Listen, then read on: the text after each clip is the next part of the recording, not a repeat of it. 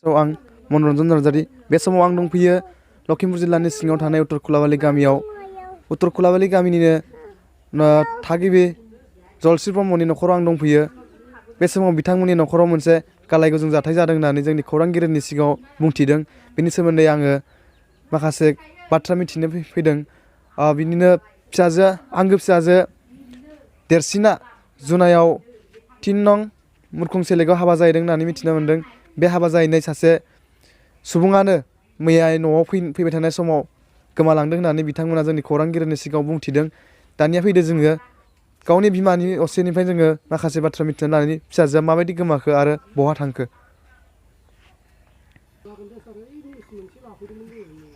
नों जेरावखि थाया फिसौखौ नों गोसोखांनानै फैफिन गथ'आ बिमा नागिर नागिर गाबगासिनो दं मानो इदि बिनानावखौ गारना थांनाय नोंलाय न'सिम मानो फैदिया रानि गथ'आ गाबगासिनो दं आइया बबाव थांखो होननानै नों मानो बबाव गोमाखो रानि बिनानावखौ दोननो फैनाया मानो बुगिनि दिननिफ्राय गोमानाय न'सिम मानो फैदिया बिनानावखौ मानो थम थम थिखांनानै थिखांहरनाय अबाव थादों थाबैनो ओंखारबो गथ'आ नागिरगासिनो दं आइ होननानै माबार फै रानि माबार फै मानो बेफोरबायदि जायो नोंलाय एसे नाबाल' गथ'खौ गारनानै बेसे खाराव माराव हरसे गाबदों फिसौआ जेरावखि थाया नों थाबैनो फै रानि आं जेबो नोंखौ साना लासैनो ओंखारबो अबाव खनायाव थाखोमादों फिसौआ नागिरगासिनो दं सानावबो नागिरदों गाबदों हरावबो गाबदों आइया बोरो मैगं बायदोंमोन आइया दाबो फैदिया नागिरहैनो होनना बेसे हराव गाबदों रानि फै अबाव थादों नोङो अबे खनायाव दं थाबैनो फै रानि फै फिसौआ बेसे गाबगासिनो दं मानो बेफोरबायदि मादि इदि गाज्रि सभाब नोंलाय फै आइ सना फै अबाव थाखोमादों नोङो जेरावखि थाया नों फैफिन आइ सना फै फिसौआ हामाथा गाबगासिनो दं बिमा नागिर नागिर अननाय गैया नों फिसाखौ जोनोम होनानै अननाय गैया नोङो थाबैनो फै आइ सना फै अबे खनायाव दं फै ओंखारबो मा नाम नोंसोरनि नामा दा गोमानाया मन्जु होनना लादों ए भाग्यश्री आंनि दोननाया भाग्यश्री हजोंहाय मुरखुं सेलेङाव लादों इयो मन्जु मन्जु बसुमतारी लिरो जावैसोनि नाम जों दोनदोंमोन आं दोननाय नामखौ मोजाङै अन ओमफ्राय जों दं सप्तासेनि उनाव जों बेखौ बहनगोन बिदि होनना बुंदों पुलिसफोरा ओमफ्राय आं होनदों सार अलप बेबस्था करिबि नाथिथ' इमान कान्दियासै मा बिसारि अलप हुनकाले बेबस्था करिबि होननानै आं बुंदों पुलिसफोरखौ जेरावखि थाया रानिया फैनांगोन रानि फिसौआ एसे अन्थाव बाथाव नाबाल' गथ' नों मानो इदि आलाय सिलाय खालामनांगौ जाखो आं थांगासिनो दं ओइ थिंफाय ओमफ्राय आङो बाबाजों थांगोन नेपाल बर्मन नों फिफाजों थाङो मालाय थां ओमफ्राय मा थांगोन आं र'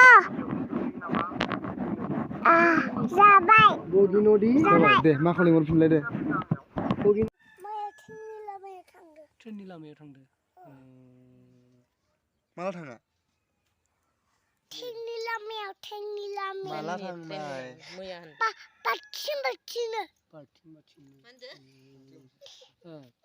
ओमफ्राय नों आलासि जानो थांदोंमोन नामा राजा फैदोंसो आबैनाव फैदों आबैमोनाव फैदों बाबायालाय मा खालामनो मबाइलाव बुखांनो नागिरदों माबायाव बाबाया नै खिथा बाबायालाय बाबाया बास गारियाव गाखोना फैगासिनो दं आंखौ लांफैदों नोंखौ लांफैनो फैदों नों आबैमोनाव थागोन ना बाबाजों थाहैगोन ओरै ला जाम्बा आइखौ नागिरदो दे नोंनो माखौ नांला नांगौ नों माजों थांगोन मा नाम मानि नामा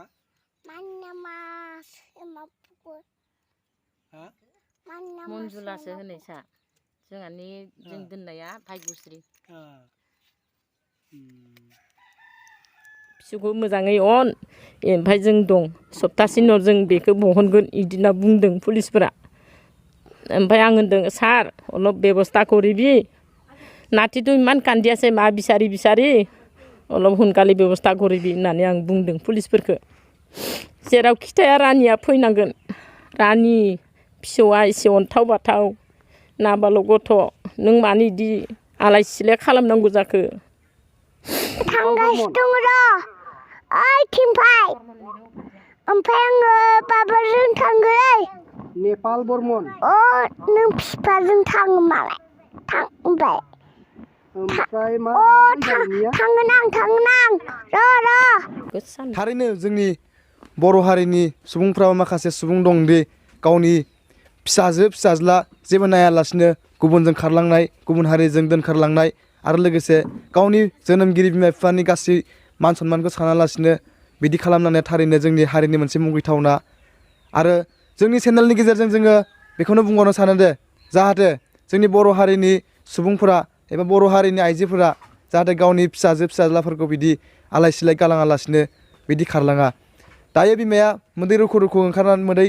सख'नानै गाबदों फिसाजोनि थाखाय बेसेबां दुखु दङ बे बिमाया गावनि फिसाज्ला सासेनि थाखाय एसेबो दुखु जानो हादिया नामा मिथिनो होदों दे बिमाया जुनायाव हाबा हरदोंमोन बे फिसाजोखौ बे फिसाजोनि मुङानो जादों भाग्यश्री ब्रह्म आरो जों जुनायाव 3 नं मुरखं सेलेकआव हाबा हरदोंमोन होननानै मिथिनो होदों जोंखौ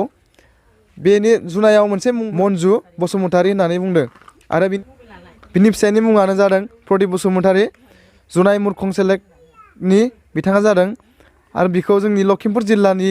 उत्तर खुलाबालिनिफ्राय हाबा हरनाय जादोंमोन आरो जायजों खारफानाय सन्देह खालामदों